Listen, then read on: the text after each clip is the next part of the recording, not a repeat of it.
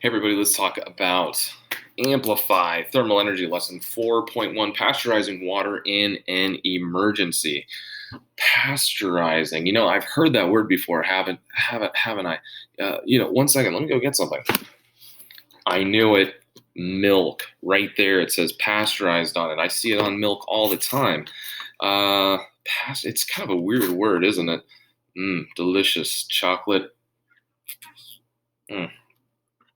Ah, it's actually really good. Mm. Mhm. Mm. Mm. Boy, that was delicious. I haven't had chocolate milk in a long time.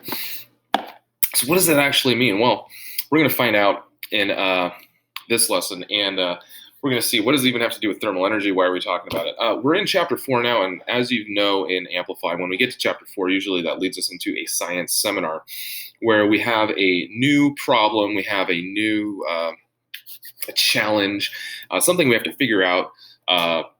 Whatever it is. So we're going to apply some of the things that we've been learning in chapters 1 through 3 to this new problem.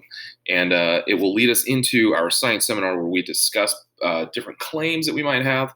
We're going to see a lot of evidence, and we're going to decide which claim we think the evidence best supports. And that's what we will be discussing when we meet next. So let's jump into our warm up.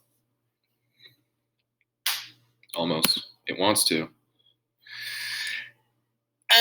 Here we go. Let's read this actually. Introducing pasteurization. For the next 3 lessons, you'll be investigating a case that involves pasteurization. Pasteurization is the process of heating a liquid to a high enough temperature that harmful bacteria are destroyed. Oh, okay. So in the case of milk, that would mean that you heat it up to a high enough temperature to kill any kind of microorganisms, harmful microorganisms that might be living in the milk. Now, this guy, Louis Pasteur, he's the one credited for coming up with this process. And he realized that when you heat something to a certain temperature, it will kill all the microorganisms. Now, in the case of milk, actually, you could boil milk, right? And that would kill everything. But when you boil something like milk, it changes the flavor, it separates it, it changes the whole, you don't have like a nice frothy glass of milk anymore. You have something else. It changes it. Is that a chemical reaction? I think it is a chemical reaction. But anyways, Louis Pasteur, he was able to figure out just what temperature you needed to reach in order to kill all those microorganisms. And guess what? Now we can still have a frothy milk without anything bad in it. Here he is, and here's our warm-up question. Why do you think it might be important to pasteurize certain liquids? You'll see this on like juice, some juices, and other things that you might drink. And I wrote this for my answer. I said we pasteurize certain liquids because there could be harmful microorganisms living in them, and if we ingested them, they could potentially infect our microbiome and make us sick. Oh yeah, microbiomes. I remember microbiomes. That was the first unit that we did. Wow, we're coming all the way. Coming full circle, huh? Microbiomes. All right. I never knew how they were going to try to connect thermal energy to microbiomes until now.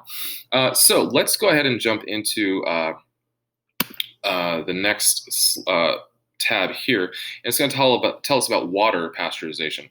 For water, pasteurization occurs at 65 degrees Celsius. Water that does not reach this temperature may still contain bacteria that can cause stomach pain, diarrhea, vomiting, and fever.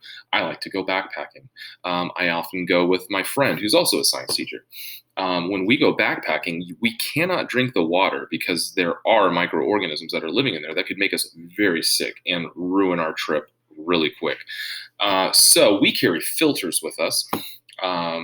Other people might use chemicals to purify the water, like iodine tablets. But you could also boil the water. And if you boil it long enough, you'll kill everything that's in there, and it'll be safe to drink. All right, so the next slide is going to tell us what our task is. Why are we even talking about pasteurization in the first place? Here we go. Water emergency on Louis Island. Oh, Louis, like Louis Pasteur. I get it. On Louis Island.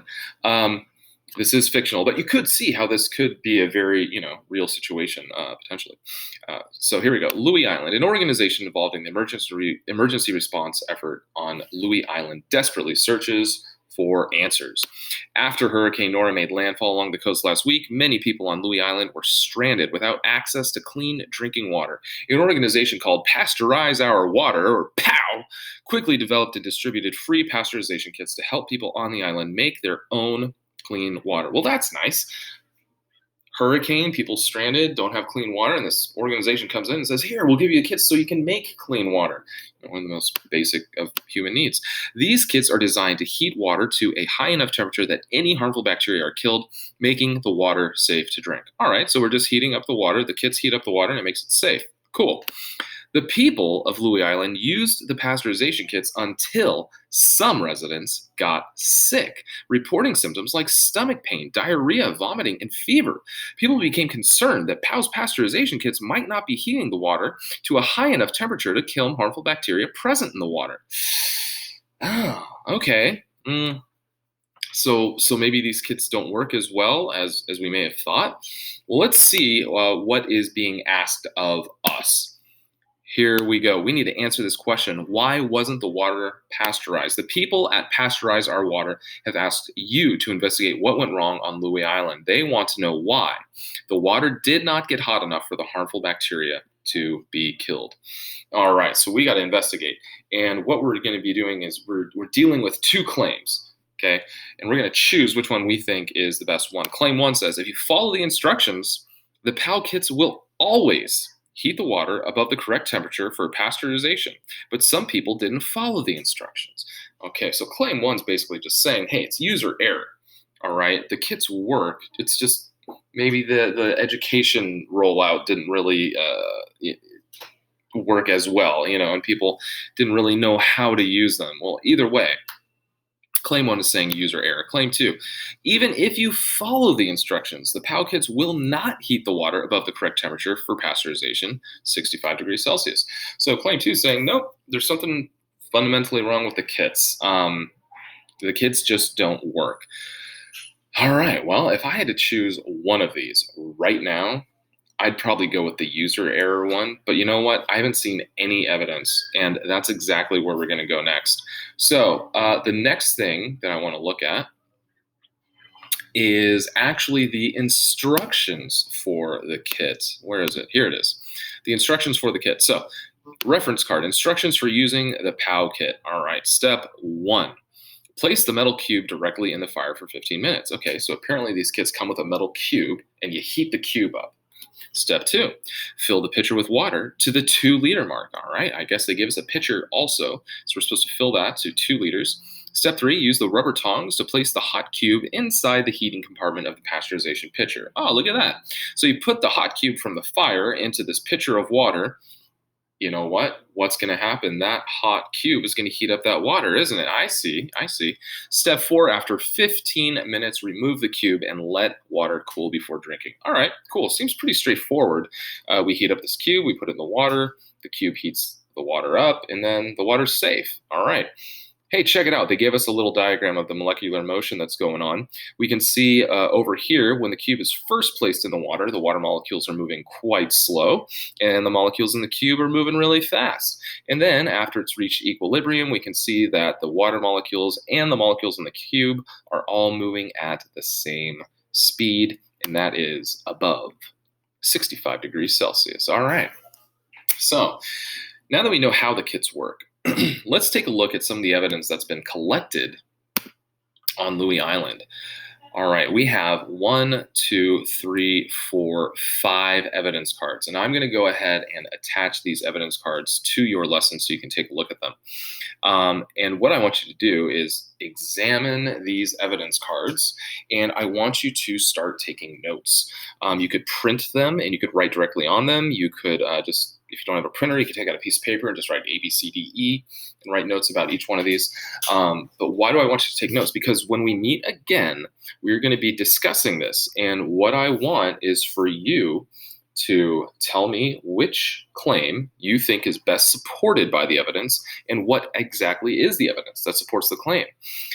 So again, when we meet, we will, as an entire class, have this discussion. And I'm hoping that we get lots of different perspectives. I'm hoping that people see different things from different pieces of evidence.